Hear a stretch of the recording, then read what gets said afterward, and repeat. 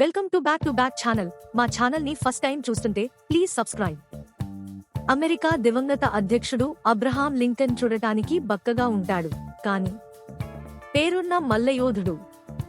తన కెరీర్లో ఒకే ఒక్కసారి తప్ప ఏ పోటీలోనూ ఓడిపోలేదట ఆయన.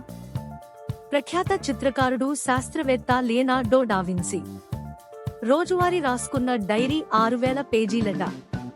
ప్రతి పేజీని మిర్రర్ ఇమేజ్ లో చదివేట్టు రాయడం మరో విశేషం.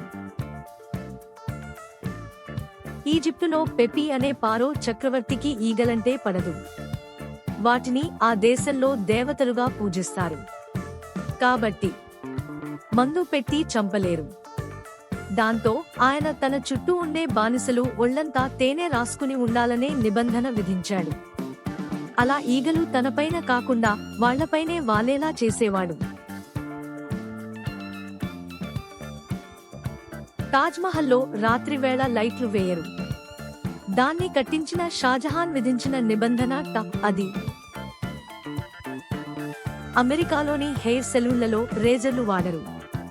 గుండు చేయాలన్నా సరే ట్రిమ్మర్లు మాత్రమే ఉపయోగిస్తారు. పిల్లలు 3 ఏళ్లప్పటి నుంచే అబద్ధాలు ఆడటం నేర్చుకుంటారు. 8 ఏళ్ల తర్వాతే అది తప్పని గ్రహిస్తారు. పెంపకాన్ని బట్టి మానేస్తారు లేదా కొనసాగిస్తారు. స్వచ్ఛమైన నీటిని తప్ప ఏ పరిస్థితిలోనూ కలుషిత నీరు తాగదు. అందుకే గుర్రం తాగే చోటే మనుషులు నీళ్లు తోడుకునేవారు ఒకప్పుడు.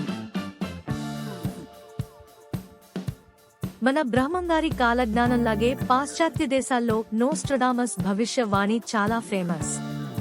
కాకపోతే ఆయన కాలజ్ఞానంతో పాటు రకరకాల వంటల పుస్తకాలు రాశాడట. ఆదివారాల్లో అత్యంత ప్రశాంతంగా ఉండాలనుకుంటారు జర్మన్ ప్రజలు. ఎంతగా అంటే పక్కింటి వాళ్లు కాస్త టీవీ వాల్యూమ్ పెంచినా, మిక్సీ సౌండ్ వినిపించినా నేరుగా పోలీసులకే ఫిర్యాదు చేసేస్తారట.